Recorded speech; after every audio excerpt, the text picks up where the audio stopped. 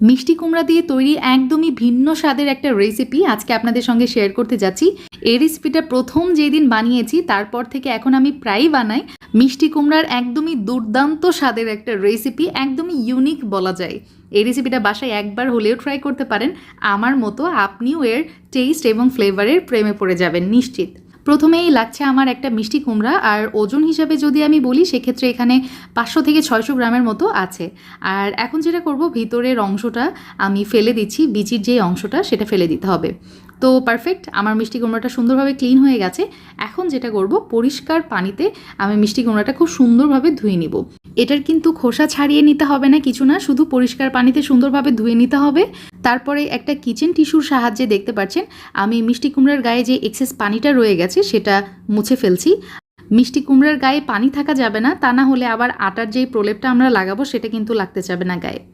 আচ্ছা, এখন একটা বাটির মধ্যে আমি প্রায় হাফ কাপের মতো এখানে আটা নিয়েছি। আটাটাই নেওয়াই ভালো, কারণ এই জিনিসটা তো আমরা পরে আবার ফেলে দিব ইউজ করার পর, তো সেই জন্য হচ্ছে কম দামি যেই আটা সেটাই গুলে নিলেই ভালো।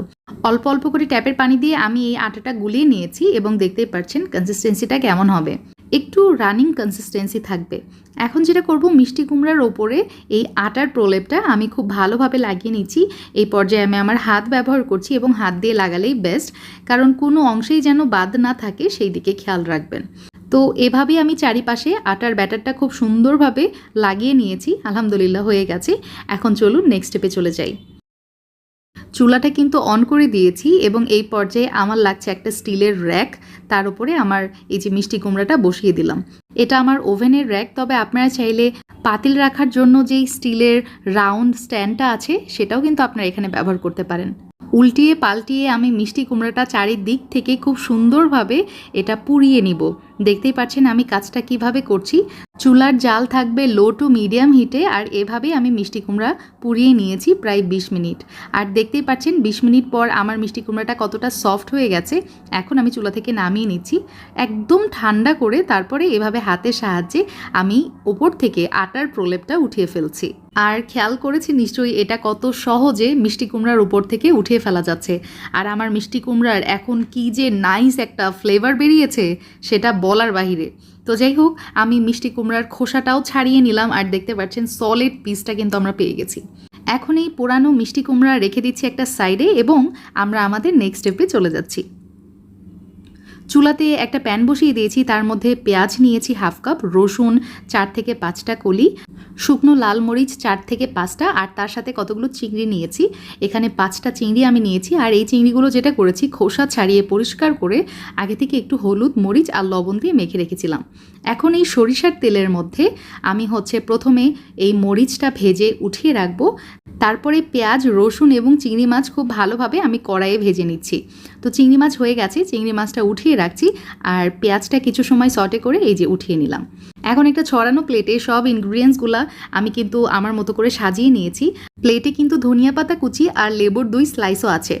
এখন যেটা করব, 1 চামচ মতো আমি এখানে লবণ ব্যবহার করেছি এবং আমার হাতের সাহায্যে দেখতে পাচ্ছেন মরিচ আর লবণ খুব সুন্দরভাবে একদম ঘষে ঘষে আমি মেখে নিয়েছি, দেখতে পাচ্ছেন, যাতে করে এই যে মরিচের কোনো আস্ত দানা না থাকে।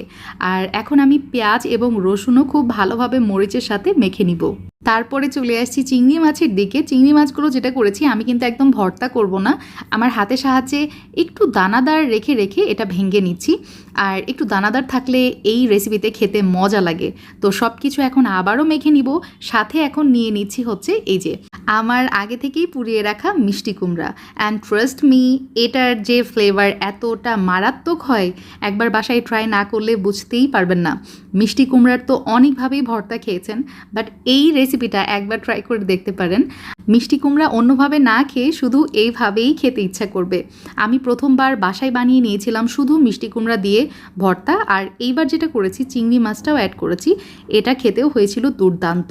আপনারা চাইলে চিংড়ি মাছটা অ্যাড করতেও পারেন, নাও করতে পারেন, এটা সম্পূর্ণই আপনাদের ইচ্ছা।